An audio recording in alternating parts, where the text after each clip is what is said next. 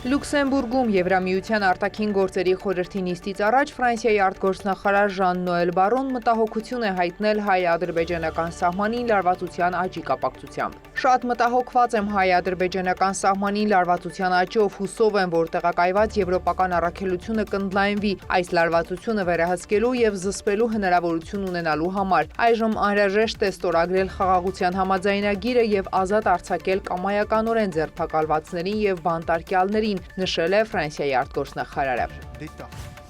Եվրամիության արտաքին գործերի նախարարները Լյուքսեմբուրգում են քննարկելու Ուկրաինայի եւ Մերձավոր Արևելքի հակամարտությունները, Եվրամիություն-Աֆրիկա հարաբերությունները եւ Արևմտյան Բալկանները։ Հանդիպումից հետո Եվրամիության դիվանագիտության ղեկավար Կայա Կալասը հայտարարել է, որ Եվրամիությունը պատրաստում է Ռուսաստանի դեմ պատժամիջոցների 17-րդ փաթեթը։ Նախատեսվում է, որ այն պատրաստ կլինի մայիսին կայանալիք Եվրամիության արտգործնախարարների հանդիպման ժամանակ։ Քննարկումներ շարունակվում են, բայց դուք գիտեք, որ պատժամիջոցների կիրառման համար անհրաժեշտ է բոլոր 27 երկրների համաձայնությունը, նշել է Կալասը։ Խոսելով Գազայում տիրող իրավիճակի մասին, Եվրամիության դիվանագետը նշել է, որ Իսրայելն իրավունք ունի պաշտպանվելու, սակայն երկրի ներկայիս գործողությունները դուրս են գալիս համաչափ ինքնապաշտպանության տրամաբանությունից։ Մենք ողջունում ենք Գազայի վերականգնման արաբական ծրագիրը, բայց միևնույն ժամանակ ցանկանում ենք ընդգծել, որ այն ունի 3 կարևոր տարր՝ ֆինանսավորում, անվտանգություն եւ Գազայի կառավարում, նշել է Կալասը։ Եվրամիությունը 1.6 միլիարդ եվրոյի մարդասիրական օգնություն կհատկացնի պաղեստինցիներին, հայտարարել է Կալասը։ Եվրամիությունը ներդրումներ կկատարի անհրաժեշտ ենթակառուցվածքներում, միաժամանակ մարդասիրական օգնություն եւ աջակցություն տրամադրելով փախստականներին։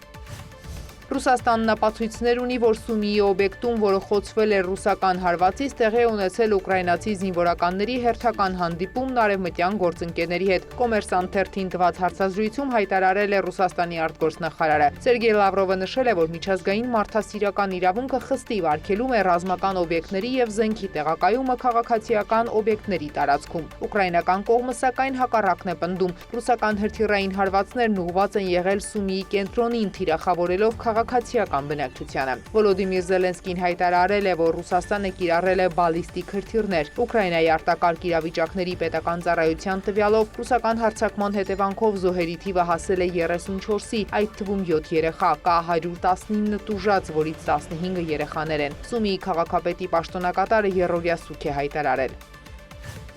Միացյալ Նահանգների եւ Իրանի միջև միջուկային բանակցությունների երկրորդ փուլը տեղի կունենա Հռոմում, հայտարարել է Իտալիայի արտաքին գործերի նախարար Անտոնիո Տայանին։ Մենք հարցում ենք ստացել շահագրգիռ կողմերից եւ Օմանից, որը հանդես է գալիս միջնորդի դերում, եւ դրական պատասխան ենք տվել։ Ճապոնիայի Օսակա քաղաքում անցկացվող համաշխարհային ցուցահանդեսի ժամանակ ասել է Տայանին։ Իրանն ու Միացյալ Նահանգները հայտարարել են, որ ապրիլի 12-ին Օմանում դրական եւ կառուցողական բանակցություններ են վարել եւ պայմանավորվել են այս շաբաթ կրկին հանդիպել։ Ավելի վաղ Իրանի արտգործնախարարության պաշտոնական ներկայացուցիչ Էսմայիլ Բաղային հաստատել է, որ բանակցությունները չեն շարունակվի Օմանում, սակայն օմանական կողմը կշարունակի հանդես գալ միջնորդի դերում։ Իրանի արտգործնախարարության խոսնակը նաև ընդգծել է, որ բանակցությունների ձևաչափը կմնա անուղղակի։ Իսլամական Հանրապետության արտաքին գործերի նախարարության մամուլի ծառայությունից էլ հայտնել են, որ Իրանի արտգործնախարար Աբբաս Արաղչին շաբաթվա վերջին կայցելի Մոսկվա, ի թիվս այլ հարցերի քննարկելու Թեհրանի եւ Վաշինգտոնի միջև Օմանում տեղի ունեցած բանակցությունները։ Նախատեսվում է նաև ատոմային էներգիայի միջազգային գործակալության գլխավոր տնօրեն Ռաֆայել Գրոսիի այցը Թեհրան։ Մերի Ներսիսյան, լուրեր։